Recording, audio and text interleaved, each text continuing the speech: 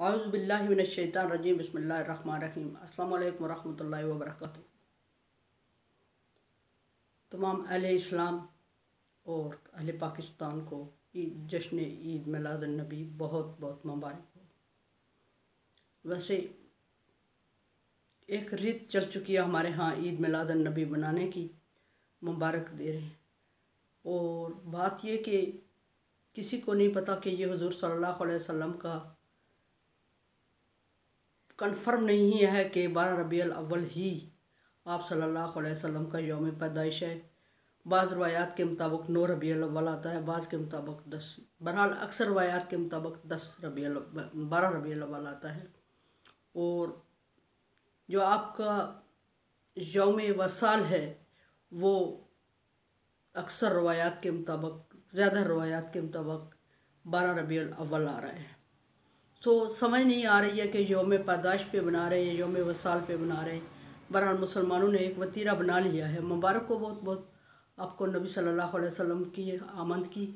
और 12 रबीउल अव्वल हो या 9 रबीउल अव्वल हो, मुबारक हो कि हमारे पास नबी सल्लल्लाहु अलैहि वसल्लम तशरीफ़ लाए।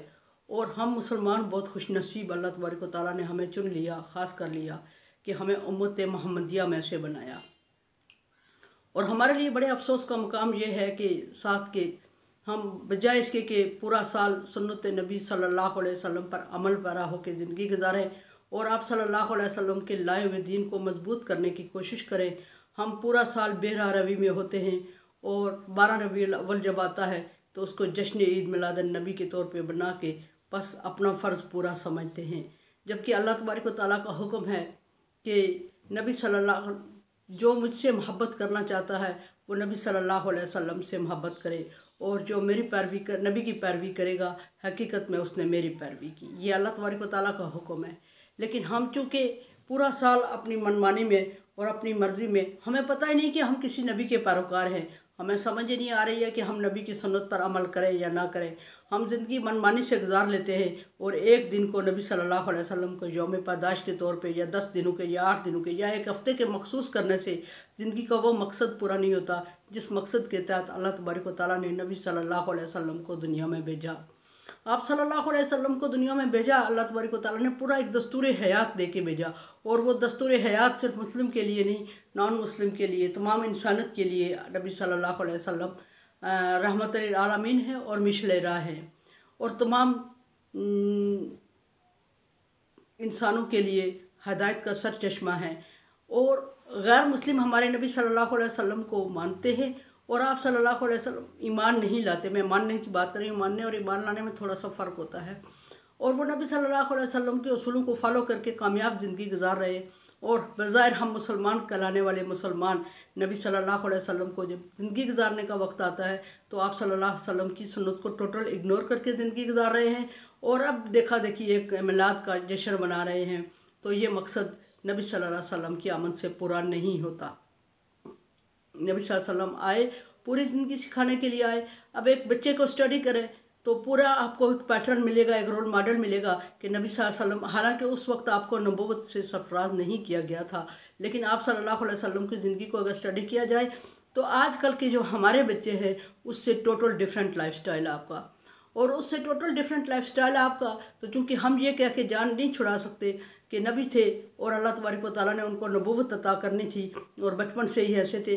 अगर नबी थे लेकिन आप सल्लल्लाहु अलैहि वसल्लम रोल मॉडल थे, और हम अपने बच्चों की तरबियत उस तरह, उस अंदाज में करें जिस अंदाज में नबी सल्लल्लाहु अलैहि वसल्लम अपना बचपन गुजार चुके हैं। क्या हमारा बच्चा कभी झूठ नहीं बोलता? क्या हमारा बच्चा हम हर वक्त अल्लाह तबारक व तआला की सोच में रहता है? क्या हमारा बच्चा दूसरे बच्चों में खेलते हुए मुनफरिद नज़र आता है? क्या हमारा बच्चा नमाज रोज़े का पाबंद है? उस दौर के मुताबिक जिस तरह नबी सल्लल्लाहु अलैहि वसल्लम करते थे उस तरह करता हमारा बच्चा? और अगर नहीं कर रहा है तो उसके ज़िम्मेदार बच्चा नहीं है, वालिदैन हैं। अल्लाह तबारक व तआला ने इंसान को इंसान के से पैदा करने का मकसद देख रखा है, मोहब्बत, उल्फत और ट्रेनिंग और तरबियत।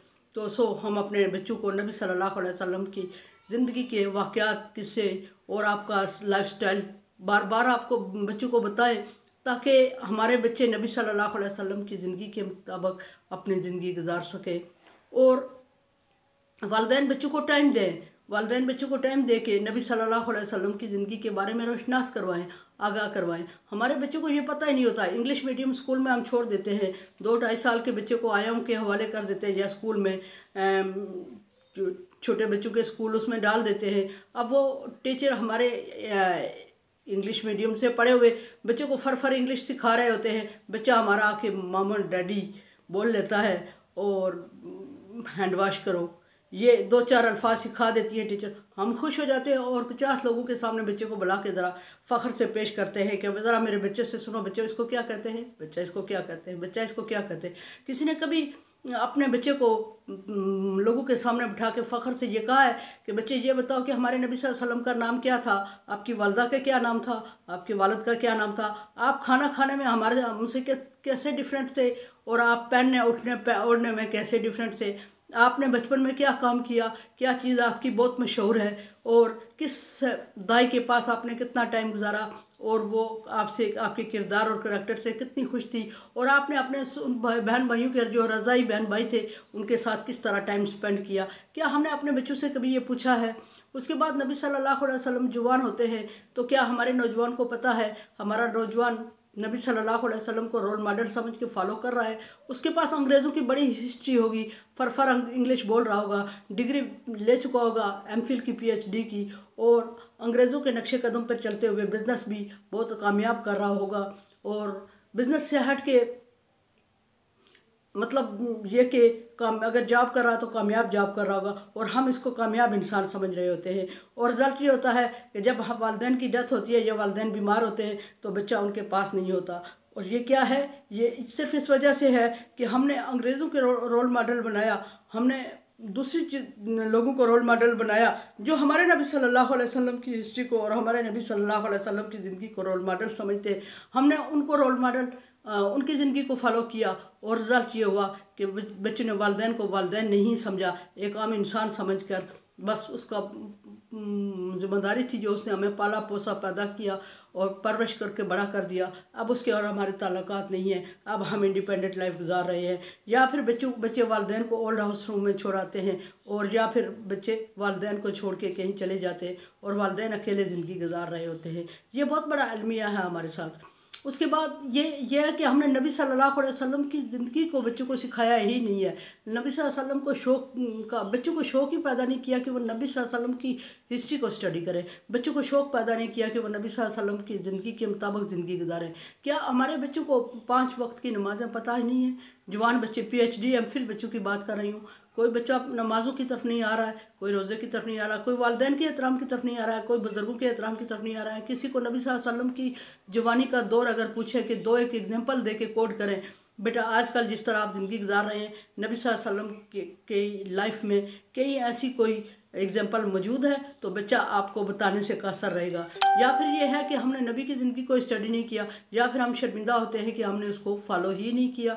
तो फिर नबी सल्लल्लाहु अलैहि वसल्लम दुनिया में तमाम दुनिया इंसानियत को रूल्स सिखाने आए थे, एक पैटर्न ज़िंदगी का देने आए थे, और बच्चे को एक कामयाब इंसान बनाने के लिए नबी सल्लल्लाहु अलैहि वसल्लम को मैं जवान बच्चे की बात कर रही हूँ जिसको PhD और MPhil का स्टूडेंट कह दिया मैंने, और जॉब और बिजनेस कामयाब बिजनेसमैन और कामयाब जॉब वाला कह दिया, वो बच्चा नहीं जवान की बात कर रही हूँ मैं। लेकिन उसको हमने नबी सल्लल्लाहु अलैहि वसल्लम की जवानी के अयाम किस तरह आपने गुजारे, किस तरह लोगों से पेश आए, किस तरह बुज़ुर्गों की खिदमत एहतराम किया, किस तरह आप सल्लल्लाहु अलैहि वसल्लम कि एग्जाम्पल कोट करें कि एक बुढ़िया नबी सल्लल्लाहु अलैहि वसल्लम की भरपूर जवानी का दौर था कि एक बुढ़िया आप पे कूड़ा करकट फेंका करती थी, और जब वो बीमार हुई तो आप उसका खैरियत पूछने गए। क्या हमारा नौजवान कोई ऐसा कर सकता है?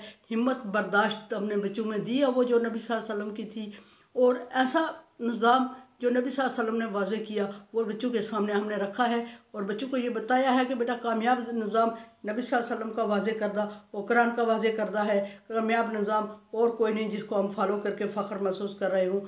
क्या हमने ऐसा बच्चों को कभी सिखाया है या बच्चों को बताया है, या हमारे बच्चों को ये अवेयरनेस है कि कामयाब इंसान दुनिया में कौन है और क्यों उसको मुस्लिम और नॉन मुस्लिम सारे कामयाब कह रहे हैं, हालांकि वो नबी सल्लल्लाहु अलैहि वसल्लम पर ईमान नहीं लाए, लेकिन उसके बावजूद नबी सल्लल्लाहु अलैहि वसल्लम की ज़िंदगी को फॉलो करके कामयाब ज़िंदगी गुजार रहे हैं।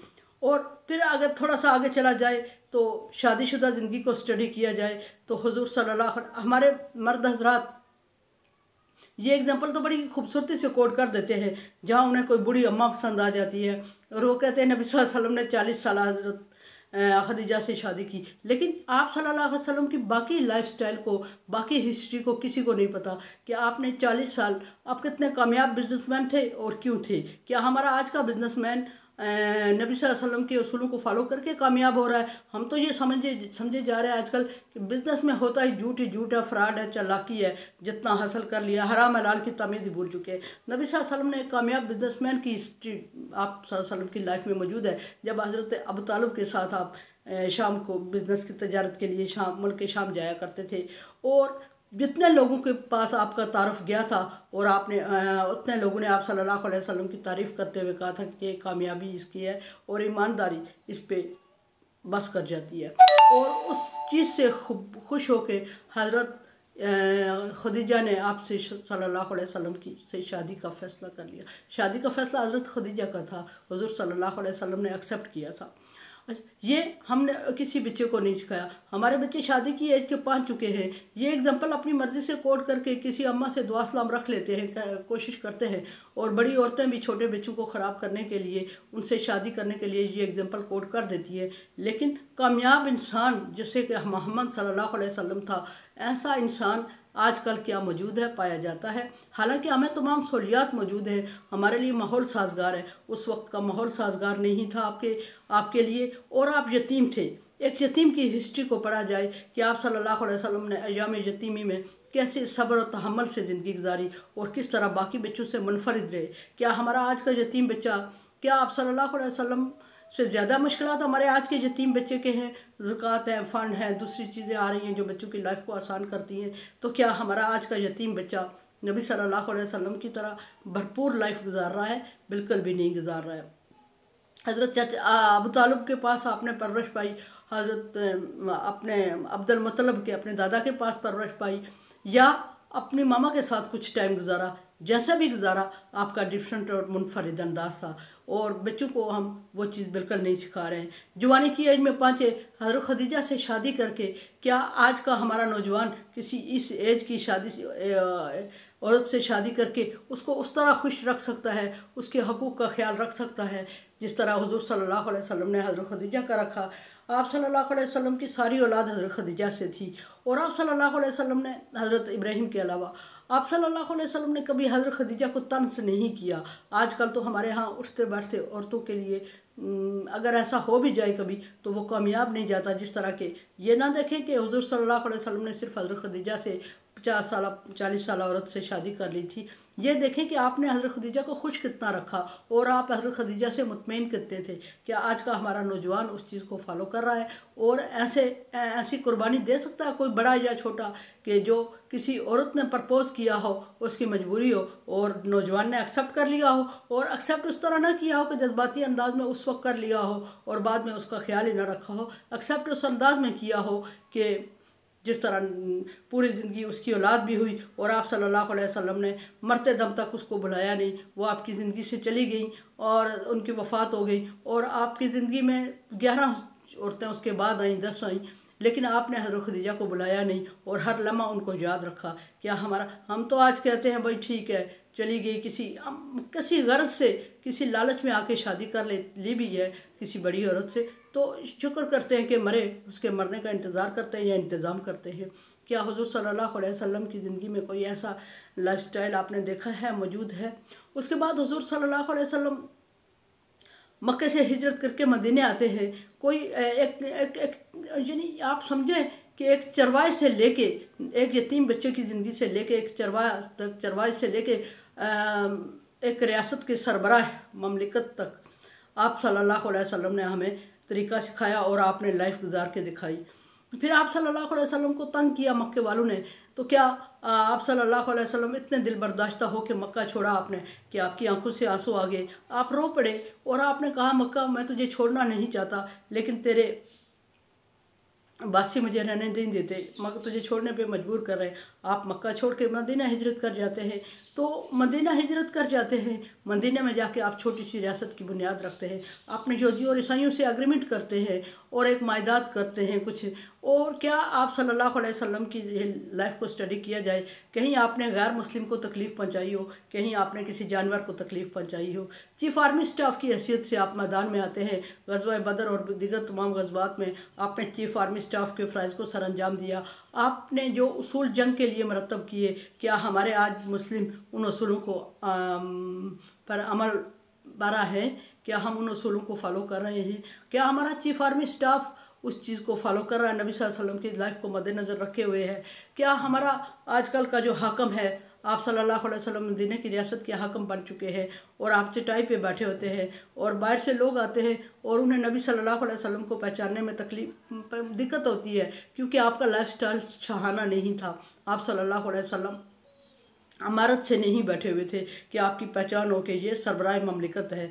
और आप सल्लल्लाहु अलैहि वसल्लम की लाइफ में कभी हज़रत आप मदीना की रियासत के सरबराह हैं, हज़रत हलीमा सादिया की बेटी आपके पास आती हैं और वो आपकी रज़ाई बहन है, आप खड़े होकर उसके लिए अपनी चादर उठा, कंधे से चादर उतार के उसके बैठने के लिए बिछा देते हैं। क्या हमारा आज का कोई सगा भाई बहन के लिए ऐसा करता है? कोई शोहर जो कि आप देखें कि 9 साल की या 10 साल की हज़रत आयशा को आप उठा के निकाह करके ले आते हैं, क्या आपने जिस नाज और नखरे से हज़रत आयशा को अपने साथ लगाया चलाया, क्या कोई शोहर इतनी छोटी बच्ची से क्या को बीवी की हैसियत में कबूल करके उसके साथ वो हुस्न सलूक कर सकता है? या सिर्फ हम एग्जांपल दे के मकसद के लिए इस्तेमाल करके औरत को टिश्यू पेपर की तरह फेंक देते हैं? फिर मदीना की रियासत में आप सल्लल्लाहु अलैहि वसल्लम ने कदम रखा और पूरी रियासत को एक डिफरेंट स्टाइल से तरतीब दे दिया और बड़ी खूबसूरत और रोल मॉडल रियासत मदीने की बनाई, फलाई रियासत के नाम से। और उसमें रियासत में सिर्फ मुसलमानों के रहने की गुंजाइश नहीं है, काफरों, ईसाइयों, यहूदियों सब रह रहे हैं। और देखें कि सब ने मिल के आप एग्रीमेंट करते हैं और आप उस एग्रीमेंट में ये लिखते हैं कि अगर मदीने पे हमला हो जाता है तो सारे मज़ाहिब के लोग मिल के रियासत का दफा करेंगे। ये नहीं लिखा कहीं कि सिर्फ मुस्लिम दिफा करेंगे। ये मकसद ये था, अल्लाह तबारक व तआला ने ग़ज़वा बदर में मुसलमानों की मदद फरमाई फरिश्तों से, लेकिन मकसद यहाँ ये था कि क्या दूसरे मज़ाहिब के लोगों के साथ मिलाने से कामयाब या मदीने का तहफ़्फ़ुज़ मकसद था? नहीं, अल्लाह तबारक व तआला ने मदीना को इस्लामी रियासत बनाना था। नबी सल्लल्लाहु अलैहि वसल्लम इस बात को जानते थे कि आपने तहफ़्फ़ुज़ करना है रियासत को और अच्छा करेंगे। अल्लाह तबारक व तआला ने करना है और वो इनका मोहताज नहीं। लेकिन उसूलों के मुताबिक, हिकमत के मुताबिक आपने तमाम लोगों से एग्रीमेंट करके उनको अपनी पार्टी में, अपनी रियासत में शामिल करके मुनासिब हकूक़ दे के और उनको रियासत का जिस तरह उसी तरह ज़िम्मेदार ठहराया जिस तरह मुसलमान है, और उसी तरह रियासत का बाशिंदा माना जिस तरह मुसलमान है। ये उनको एक स्टेटस देना था, एक तहफ़्फ़ुज़ का एहसास देना था जो नबी सल्लल्लाहु अलैहि वसल्लम ने मदीने की रियासत में लोगों को दिया। उसके बाद देखेंगे पूरी रियासत आपने जंगें लड़ी। फ़तह मक्का के जंग लड़ते वक्त आपने किन उसूलों को फॉलो किया? और फ़तह मक्का के दौरान क्या आज का हमारा नौजवान, हमारा बड़ा, हमारा बुज़ुर्ग, हमारा कोई भी जब नबी फ़तह मक्का का दौरान जो उसूल नबी सल्लल्लाहु अलैहि वसल्लम ने वाज़े किए, जब मक्का फ़तह हो गया, क्या कोई ऐसा बंदा है जिसके अंदर इतना सब्र व तहम्मुल और बर्दाश्त है कि जिस तरह नबी सल्लल्लाहु अलैहि वसल्लम ने मुज़ाहिरा किया कि फ़तह मक्का के दिन आप सल्लल्लाहु अलैहि वसल्लम मक्का को फ़तह कर लेते हैं और तमाम बुतों को अपने हाथों से गिरा रहे हैं और ये बोलते जा रहे हैं जा अल हक़ व ज़हक़ल बातिल काना बातिल ज़हूक़ा, कि हक़ आ गया और बातिल मिट गया और बातिल मिटने के लिए था। लेकिन आपने साथ साथ ये ऐलान कर दिया कि किसी से बदला नहीं लिया जाएगा। तमाम लोग मजबूर थे और परेशान खड़े थे आप सल्लल्लाहु अलैहि वसल्लम के सामने और ये सोच रहे थे कि हमने ज़िंदगी भर इन पर जुल्म व सितम किया और अब अल्लाह जाने हमसे क्या सलूक होने वाला है। लेकिन नबी सल्लल्लाहु अलैहि वसल्लम ने जब उनको बैठा के पूछा कि आप समझते हैं कि मैं आपसे क्या सलूक करने वाला हूँ, बयक ज़बान सबकी ज़बान से ये निकला कि आप अच्छे भाई हैं और नेक भाई की औलाद हैं, और यानी कि हमें आपसे अच्छे की उम्मीद है। आप सल्लल्लाहु अलैहि वसल्लम ने आम माफ़ी का ऐलान कर दिया। फिर उससे थोड़े पहले जाए कि जब आपको मदीना मक्का छोड़ने पर मजबूर किया, लोगों की अमानतें आपके पास थीं और सफ़र के लिए आपके पास अखराजात नहीं थे, खाने पीने की कोई चीज़ नहीं थी, तवक्कुल अल्लाह पे था, भरोसा अल्लाह पे था। लेकिन फिर भी इंसान होने की हैसियत से आपके पास इतनी अमानतें पड़ी हुई थी लोगों की कि जो पूरी ज़िंदगी गुजारने के लिए काफ़ी थी, लेकिन आप सल्लल्लाहु अलैहि वसल्लम ने अमानत में ख़यानत नहीं की। उन्हीं लोगों ने जिन्होंने आपको मुल्क बदर किया, उन्हीं लोगों ने जिन्होंने आपको शहीद करने का 100 ऊँट इनाम रखा, उन्हीं लोगों ने आपको मुल्क छोड़ने पे मजबूर किया। उन्हीं लोगों की अमानतें आपके पास पड़ी है और उन्हीं अमानतों के तहफ़्फ़ुज़ के लिए आपने हज़रत अली को अपने बिस्तर पे लिटाया और ख़ुद हज़रत अबू बकर सिद्दीक़ को लेके मक्के की तरफ हिजरत कर दी और कितने मुश्किलात और कितनी भूख और प्यास का सामना किया, लेकिन अमानत में डगमगाए नहीं, अमानत में ख़यानत नहीं की। वो उन लोगों की अमानतें थी जिन्होंने आपको मक्का छोड़ने पे मजबूर किया। आपने हज़रत अली के थ्रू उनको वापस करवा दी। क्या आजकल हमारे अंदर ये माहौल, ये चीज़ें पाई जाती हैं कि हम किसी दुश्मन को जो हमें हमें हमारे घर से बाहर कर दे तो क्या हम उसको माफ़ करते हैं? नहीं। हम क्या ईमानदारी का मुजाहरा करते हैं? बिल्कुल नहीं। हमारा दुश्मन हमें अगर एक पत्थर मार दे तो हम उसको 10 पत्थर मारते हैं या नहीं मारते? ये भी सोचने की बात है कि आजकल हम नबी सल्लल्लाहु अलैहि वसल्लम की सुन्नत को कैसे फॉलो कर रहे हैं। तो फिर मक्का फ़तह हो गया, आप सल्लल्लाहु अलैहि वसल्लम ने तमाम लोगों को माफ़ कर दिया और उसके बाद आपने हजतुल विदा के मौका पर खुतबा इरशाद फरमाया और उस खुतबे में जो आप सल्लल्लाहु अलैहि वसल्लम ने चीज़ें इरशाद फरमाई, क्या हम में वो एक चीज़ भी मौजूद है? क्या हम उस तरह पूरी ज़िंदगी का, पूरी इंसानी ज़िंदगी का पैटर्न आपने पेश कर दिया उस खुतबे में? तो क्या हमारा आज का हकम इस तरह का खुतबा कोई दे सकता है? या हम पब्लिक इतने महफूज हैं जितने नबी सल्लल्लाहु अलैहि वसल्लम हकम अपनी पब्लिक को महफूज रखते थे शर से, मुश्किल से, गुर्बत से और बेबसी से? आप सल्लल्लाहु अलैहि वसल्लम महफिल लगाए बैठे होते हैं, एक चल्ली पागल सी औरत आती है, वो उठा के आपको ले जाती है कॉर्नर पे और आपको हाथ पकड़ के खड़ा रखती है और उस वक्त तक आप सल्लल्लाहु अलैहि वसल्लम न गर्दन झुकाए उसके साथ खड़े रहते हैं जब तक कि वो अपनी बात को कंप्लीट नहीं कर सकती। क्या हमारा हाकम आजकल ऐसा किसी औरत के साथ कर सकता है? या औरत का वो किरदार हो सकता है जो नबी सल्लल्लाहु अलैहि वसल्लम के साथ था? क्या किसी ज़रूरत को पूरा कोई कर सकता है?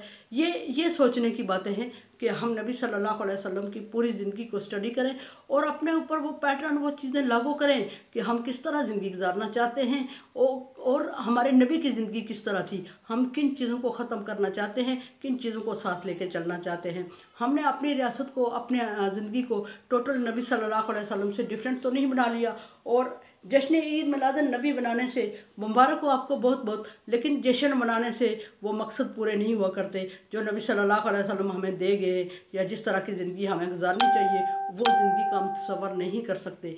ये चंद दिनों के लिए हम जश्न ईद मिलादुन नबी बना रहे हैं, उसके बाद फिर भूल जाएंगे और साल पूरी अपनी बेराह रवी में ज़िंदगी गुजार रहे हैं। अपने बच्चों को मोटिवेट करें, बड़ों को मोटिवेट करें और सिखाएं उनको कि आप सल्लल्लाहु अलैहि वसल्लम ने गैर मज़हब से कैसा सलूक किया और हम अपने दरमियान में फ़िरके बना के किस तरह नफ़रत अंगेज़ मवाद और इस तरह की चीज़ें, लिटरेचर इस तरह की शो कर रहे हैं और एक दूसरे के ख़िलाफ़ स्टेज पे बोल रहे हैं और बच्चे हमारे सीख रहे हैं। और ये चीज़ें क्या नबी सल्लल्लाहु अलैहि वसल्लम की लाइफ में कहीं एक जगह भी हमें पाई मिलती हैं?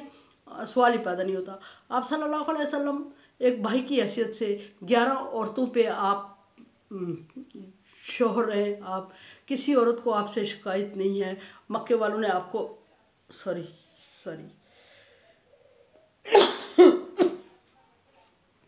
मक्के वालों ने आप सल्लल्लाहु अलैहि वसल्लम को मक्का छोड़ने पर मजबूर किया, आपने उनके ख़िलाफ़ कोई एक्शन नहीं लिया और जब आपने मक्का फ़तह किया तो उनको माफ़ किया। तो ये चीज़ें हमारे सोचने की और ये अमल पैरा होने की चीज़ है जिस पे हम अमल पैरा होके नबी सल्लल्लाहु अलैहि वसल्लम की ज़िंदगी को रोल मॉडल बना के हम पूरा टाइम, साल का हर दिन, हर लम्हा, हर घंटा, हर हिस्सा जश्न ईद मिलादुन नबी बनाएं कि हम नबी हर लम्हा हमारे पास मौजूद थे। नबी के आने का हम जश्न बना रहे हैं या नबी के जाने का बना रहे हैं? नबी की पूरी लाइफ को हम स्टडी नहीं कर रहे, नबी की लाइफ को फॉलो नहीं कर रहे, नबी सल्लल्लाहु अलैहि वसल्लम की ज़िंदगी के मुताबिक, उसूलों के मुताबिक ज़िंदगी नहीं गुजार रहे तो फिर मुझे समझ नहीं आ रही कि क्या नबी का हम पे ये हक है सिर्फ कि एक दिन नबी सल्लल्लाहु अलैहि वसल्लम की ज़िंदगी को फॉलो करें और एक दिन आपकी आमद का जश्न बना के पूरे साल भूले रहें? ये बहुत बड़ी बदबख्ती है, छोटों के लिए भी, बड़ों के लिए भी। कोशिश करें कि पूरी ज़िंदगी को नबी सल्लल्लाहु अलैहि वसल्लम के दिए हुए पैटर्न के मुताबिक, उसूलों के मुताबिक डाल दें, ताकि एक बेटा है तो मोहम्मद सल्लल्लाहु अलैहि वसल्लम जैसा, बाप है तो बेटा तो हज़रत आमना के बेटे जैसा, भतीजा है तो अबू तालिब के भतीजे जैसा, पोता है तो अब्दुल मुत्तलिब के पोते जैसा, बाप है तो शोहर है तो हज़रत फातिमा हज़रत खदीजा के शोहर जैसा, बाप है तो हज़रत फातिमा के बाप जैसा, और चरवाहा है तो मोहम्मद सल्लल्लाहु अलैहि वसल्लम जैसा, और बिजनेसमैन है तो मोहम्मद सल्लल्लाहु अलैहि वसल्लम जैसा, अबू तालिब के भतीजे जैसा, और अगर मजबूर है तो शब अबी तालिब में मशहूर मोहम्मद सल्लल्लाहु अलैहि वसल्लम और उसकी फैमिली जैसा, और महराज पे है तो उरूज पे है। यानी कि महराज का एक मिसाल ये है कि उरूज पे आप सल्लल्लाहु अलैहि वसल्लम से ज़्यादा उरूज किसी ने नहीं देखा। उरूज पे है तो आजिज़ी मोहम्मद सल्लल्लाहु अलैहि वसल्लम जैसी, और चीफ़ आर्मी स्टाफ है तो ग़ज़वा बदर के चीफ़ आर्मी स्टाफ जैसा, और अगर किसी रियासत का सरबराह ममलिकत है तो मदीने की रियासत जैसा, और अगर किसी मुल्क को फ़तह कर रहा है तो फ़तह मक्का के फ़ातह जैसा अपने ज़िंदगी को बनाएं और उसके मुताबिक रोल मार और अपने आप को अपनी ज़िंदगी गुजारें, और तमाम ज़िंदगी को रोल मॉडल, नबी की तमाम ज़िंदगी को रोल मॉडल बनाएं। नबी के एक दिन को रोल मॉडल बना के जश्न करना बेमकसद जाता है अगर हम नबी की ज़िंदगी को, नबी के लाइफस्टाइल को फॉलो नहीं कर रहे और अपनी ज़िंदगी को उस तरह नहीं डाल रहे जिस तरह नबी सल्लल्लाहु अलैहि वसल्लम ने गुजारी है। हम कहते हैं ये बहुत मुश्किल है, ये बहुत मुश्किल है इस दौर में। ये बिल्कुल अगर मुश्किल होती तो नबी का दौर हमारे दौर से मुश्किल था, नबी का दौर हमारे दौर से मुश्किल था। हम तो बड़े आसानी से इस्लाम पर अमल कर सकते हैं, हमारे पास एक दिया हुआ बना बनाया इस्लाम मौजूद है, और नबी सल्लल्लाहु अलैहि वसल्लम ने इस दीन इस्लाम के लिए कितनी मुश्किलें बर्दाश्त की। क्यों मुश्किल है? शौहर नबी भी थे, बाप नबी भी थे, भतीजा नबी भी थे, भांजा नबी भी थे, पोता नबी भी थे, और बाकी दुनिया के मसाइल नबी के साथ भी थे, और दीन पर अमल करना नहीं था, दीन को मनवाना था, दीन को साबित करना था, दीन को कामयाब करना था, दीन को चलाना था। वो कितना मुश्किल हुआ होगा एक इंसान के लिए, और उस वक्त के हालात ज़िंदगी कितने मुश्किल थे, और आज हम बड़े आसूदा हालात ज़िंदगी गुजार रहे हैं। लेकिन क्या है कि एक सुन्नत पर अमल करना हो तो कहते हैं वो दौर और था और ये दौर और है, इस पे हमें नहीं हो रहा है। हालांकि हमारा दौर आसूदा है और हम आज़ाद हैं उस पर अमल करने के लिए, और नबी सल्लल्लाहु अलैहि वसल्लम पाबंद थे, मजबूर थे।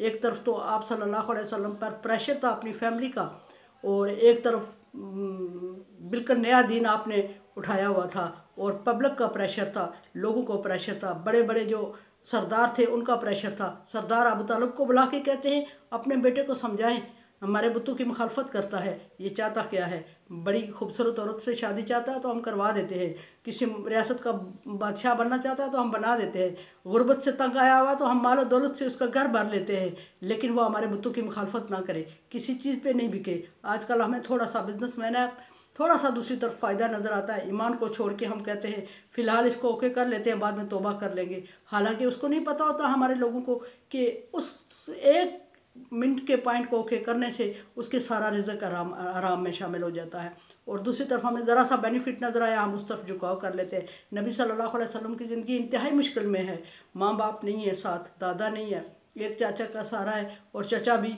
गैर मुस्लिम है, और चचा को बुला के धमकी दी जा रही है। चचा आके रो के भतीजे से कह रहा है कि भतीजे मेरे ऊपर इतना जुल्म ना करो कि मैं बर्दाश्त ना कर सकूं। आपकी आंखों से आंसू आ गए, लेकिन जब सरदार मक्का के ऑप्शन आपके सामने रखे गए तो आप सल्लल्लाहु अलैहि वसल्लम इंतहाई कसम पुरसी की ज़िंदगी गुजार रहे हैं, तना है, तंगदस्त हैं, बेबस हैं, मजबूर हैं, और अल्लाह तबारक व तआला पर तवक्कुल देखें कि आप सल्लल्लाहु अलैहि वसल्लम की आंखों में आंसू आते हैं। एक तरफ चचा की मोहब्बत तड़पा रही है कि मेरे चचा को मेरी वजह से इसने मुझे पाला पोसा और जहाँ तक पहुँचाया, मेरी वजह से मेरे चचा को तकलीफ़ हो रही है। एक तरफ वो जज्बा है, दूसरी तरफ ईमान है, और अल्लाह तबारक व तआला के सामने जवाबदेही का डर है। फरमा रहे हैं कि चचा जान अगर ये मेरे दाएं हाथ पे सूरज और बाएं हाथ पे चाँद रख के ये कह दें कि इस्लाम की तबलीग छोड़ दो तो मैं खुदा की कसम नहीं छोड़ूंगा।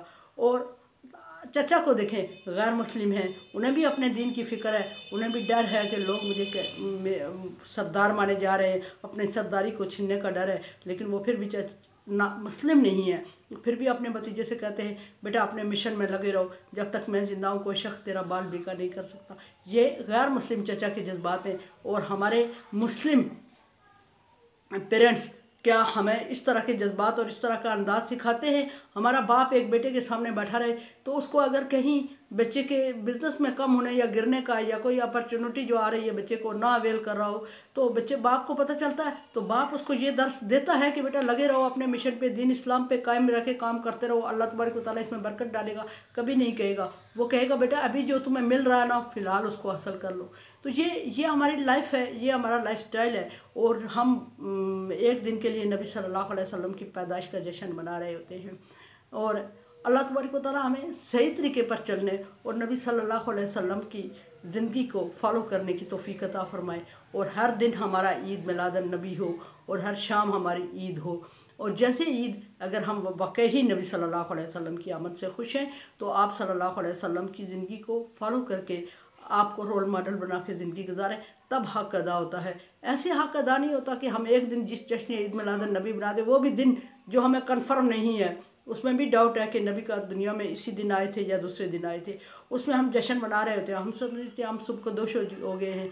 ऐसा नहीं है। नबी सल्लल्लाहु अलैहि वसल्लम के हर लम्हे को हर सेकंड को फॉलो करें और उसके मुताबिक अपनी ज़िंदगी को डालें और कोशिश करें और फिर कामयाब इंसान बने और फिर नबी का हक़ अदा होगा, हक़ बंदगी अदा होगा, हक़ अल्लाह तबारक व तआला का हक़ बंदगी अदा होगा।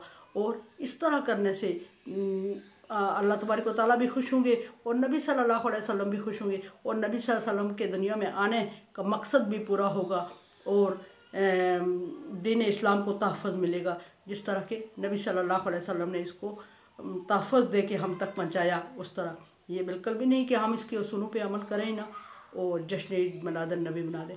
जान दी हुई उसी की थी, हक़ तो ये है कि हक़ अदा नहीं हुआ। मेरे चैनल को सब्सक्राइब कर रहे हैं। Thank you so much. Allah.